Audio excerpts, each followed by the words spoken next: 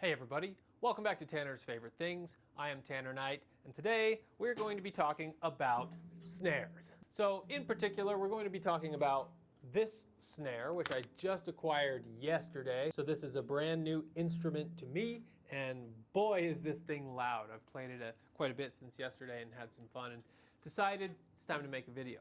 So this snare is the Pearl Sensitone Classic Alloy in brass, and it is the 5.5-inch size. So the Pearl Sensitone snare is a very highly trusted name in the snare game. Of course, Pearl Drums is a Japanese company, and they have been legendary drum makers since the 70s and 80s and 90s, etc.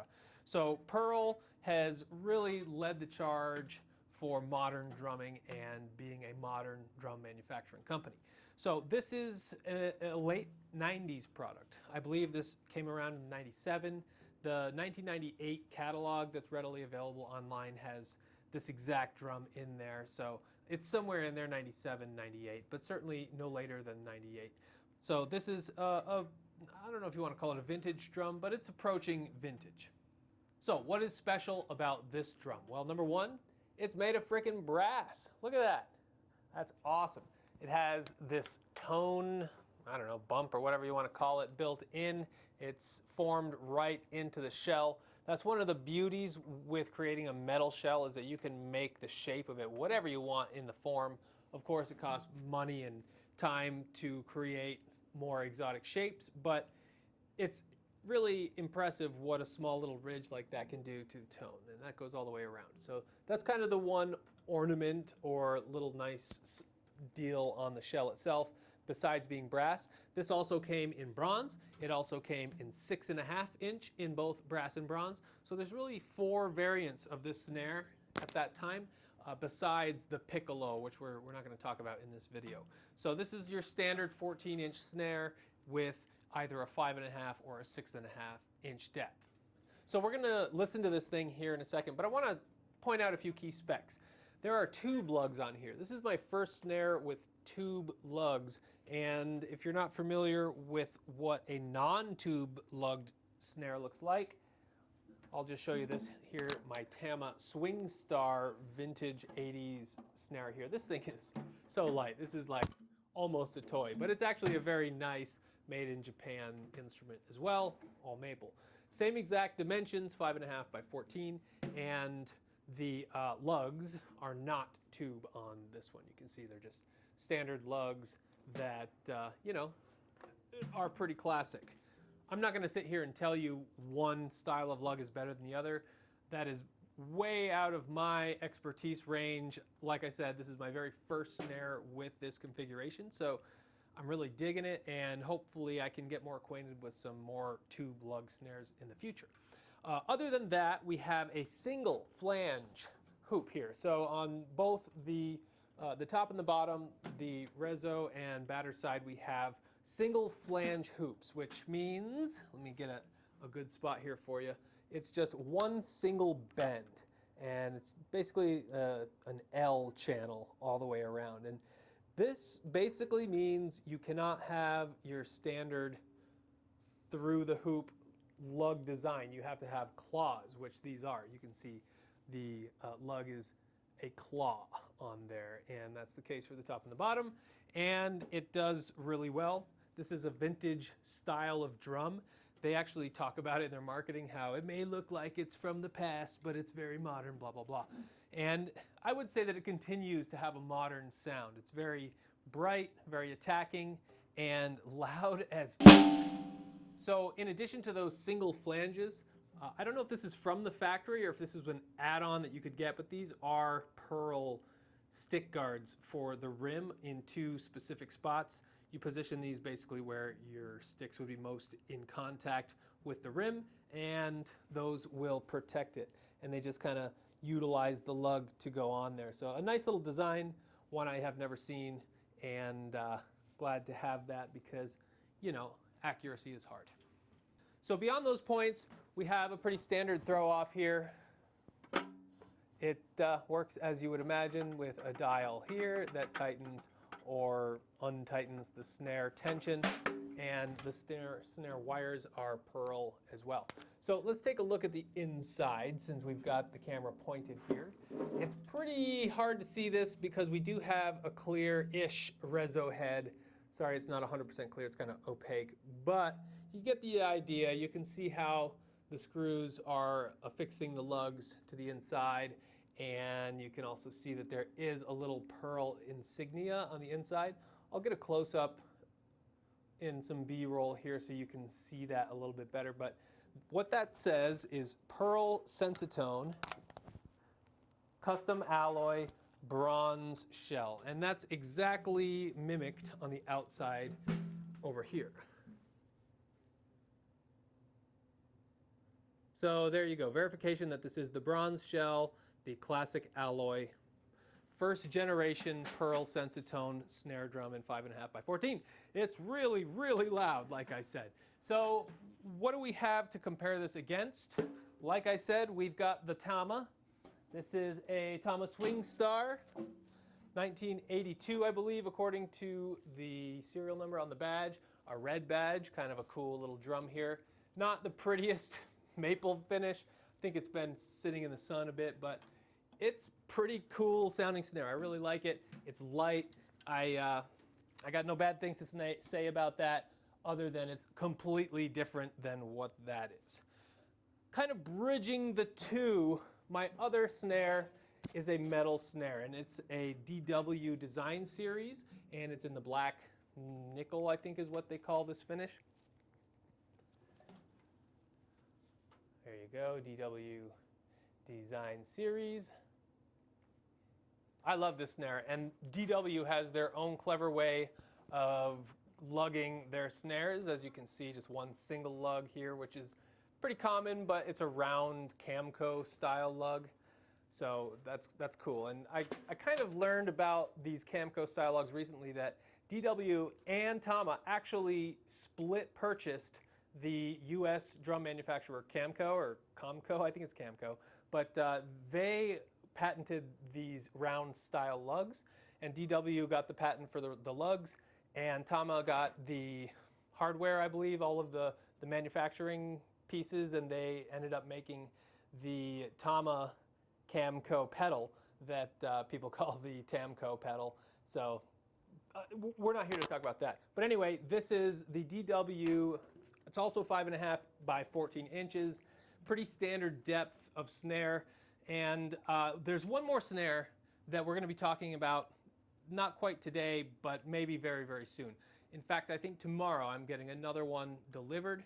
It is, in fact, another Tama snare, a superstar from sometime in the 2000s. I don't know too much about it, but I kind of got a good price on it and took a chance. So we will unbox that one in a separate video, but I wanted to get you acquainted with these two other snares so that when we go head to head to head to head, we have a good context. So we'll do a little bit comparison. The other thing to note about both of these snares that I own already, the DW and Tama, is that they are double flanged.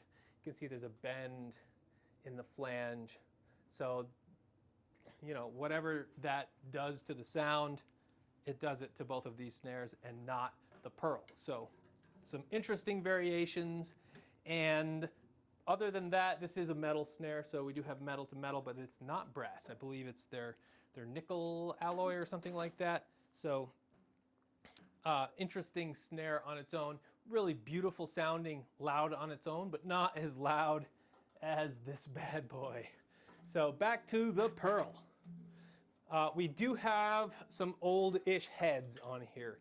Evans Heavyweight, this is a single ply, probably like a, I don't know, a 7 mil or something like that. I'm not familiar with this one particularly, but it's got a big old center reinforcement, and it's not the worst shape, but it has definitely been beaten on. The previous owner also did give me a moon gel here just to tame some of the overtones, because in his location they were freaking loud. And it's true in here. I've got a bit more soundproofing up in the corners, but that's your first taste of this snare with my hand. So let's go ahead and put this on the kit and hear what it sounds like in a real mic'd context. All right, so we've got this pearl snare installed. That's what she sounds like. It's pretty freaking loud, I gotta say. But let's go ahead and discuss what is capturing the sound before we dive too far down the rabbit hole. So just on the snare, I have one microphone, this AKG D5. It's a dynamic microphone, and it's positioned about 2 inches off of the snare, 2.5 inches. And it does capture some of this crash cymbal and some of the hi-hat. But for the most part, it's dialed into this snare. It's dynamic, so it doesn't have too much of a range beyond this pattern here. So we do have just this microphone capturing the snare, and it sounds like this.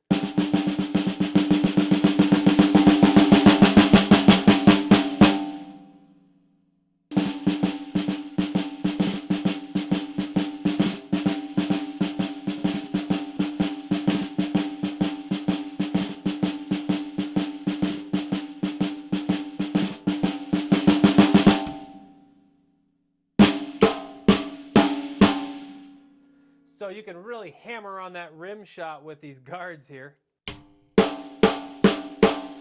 It does sit up just a hair higher than a normal rim, so you gotta adjust your rim shot. But you can get the hang of it and really let her rip. That's just another coating of metal on top of the rim, so keeps it safe. We do have the rest of this drum kit mic'd up with SM57s on the toms, except for the Big 18, on which I have a PV328, which is a PVM328, which is just a dynamic SM57 clone.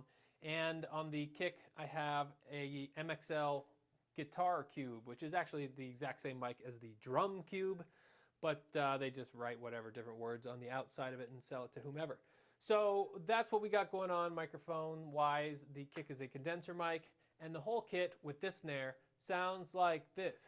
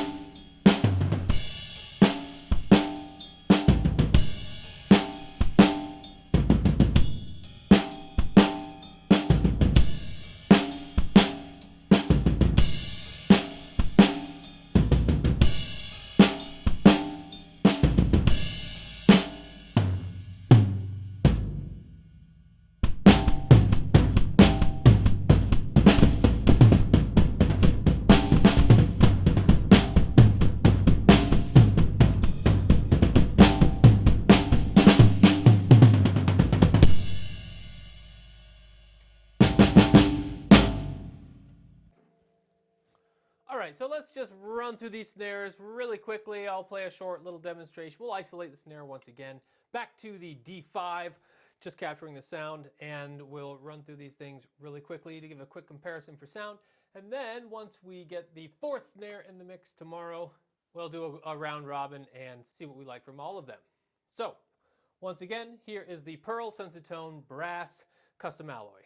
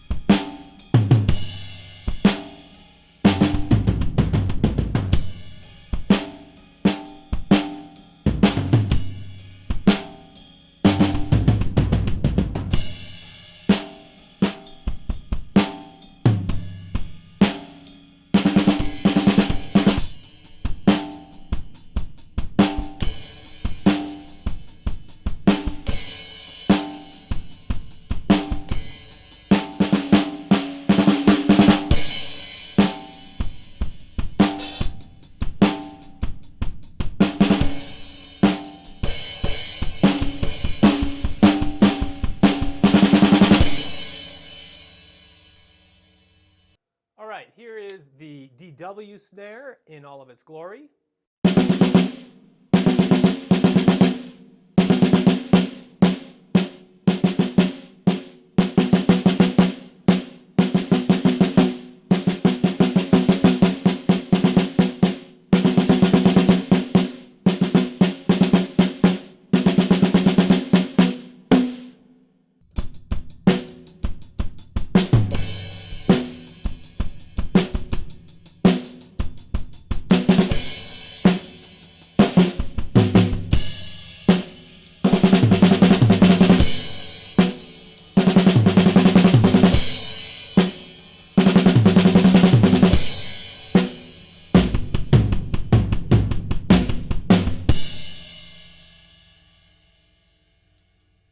Okay, now here is the Tama Swing Star snare from 1982.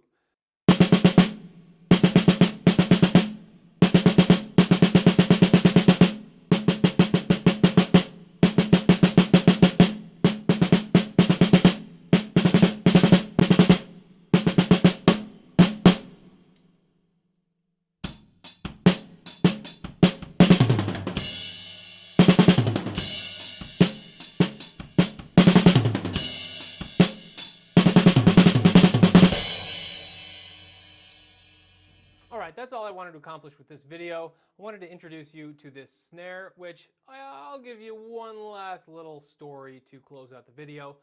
I did have a drum set in this exact spot previously that I just traded for this snare and a Tama Iron Cobra Double pedal. So if you're not familiar with my style of drumming, it is not double kick. So this will be a brand new frontier for me. I'm not a metal drummer. I don't even know. We'll see how that goes. But I traded the Tama Royalstars from, I think, 1980, maybe 1979. But either way, a vintage Tama Royalstar set, which was a really fine Luan Philippine mahogany set that they cover in Zola coating. And yeah, nice kit that I traded for the snare and the double pedal. I'm really going to miss that Tama kit, but it inspired me enough to get this Tama Superstar kit because I love playing that Royalstar kit so much. I said, if this is this good, how much better could the Superstars be? And I was blown away by how much better, actually. They're just better drums all around. They're also bigger, 24, 13, 14, 18. But, you know, that's the nature of these things. You hopefully learn things as you go and get a little better in the process. So that's what I'm all about. Let me know if you have any experience with the Pearl Sensitone series of snares, especially the first generation. This is really a great snare. I'm psyched to add it to my collection. And it's probably going to be the primary snare. Well, we'll see. I get another one tomorrow. But either way, we'll talk about that when we get there. Like and subscribe if you like this content. Hopefully, we will see you on the next one.